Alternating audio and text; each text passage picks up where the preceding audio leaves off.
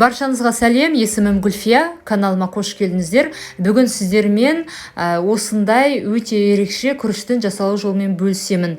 Бұл күрішті гарнирге ұсынсаңыздар болады, яғни ұсақталған, бір-біріне жабыспайтын ерекше дәмді болып шығады.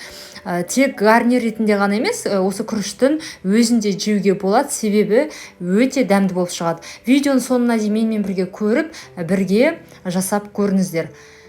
Алдымен бір пиала күрішті ыдысқа салып, 2-3 рет жақсылап жуамыз. Мен суық суға жуамын. Жақсылап жуғаннан кейін 2-3 минутқа қойып қойыңыздар. Жаңа кішкене суы кетіп, мен осындай кебеді жаңа күріш. Мен 2-3 минутқа осылай қойып қоямын. Содан кейін табаға немесе арнайы қазандарыңыз болса, қазанға да болады. Осылай сары май немесе сұйық май құюға да болады. Мен сары май салдым. Сары май салып ерігеннен кейін күрішті қуыратын боламыз. Яғни менде сары май кішкене көп болып кетті. Мен осы сары майын тек жартысын ғана қолдандым. Қалғанын кішкенесін алып қалдым.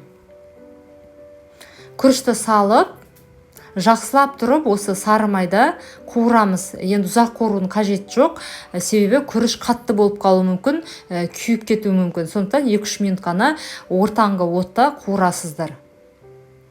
Тағы да айта кетейін, сұйық май қоссаңыздар болады сары майдың орнына.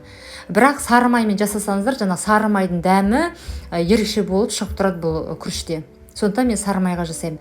2-3 минут қуырғаннан кейін дәміне қарай тұз қосып, тағы да араластырып осы күрішті.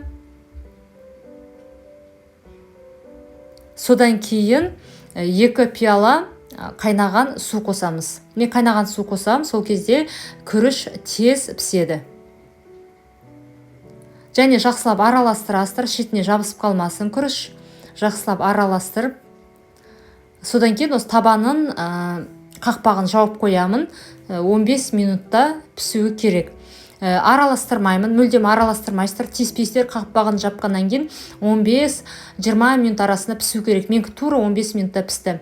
Міне күріш дайын, өте дәмді, ұсақталған, орыс тілінде рассыпчатый деп айтады ғой. Тура сондай болып шығады.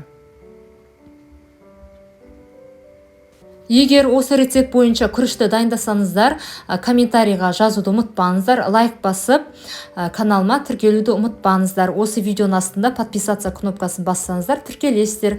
Баршаңызға ас болсын.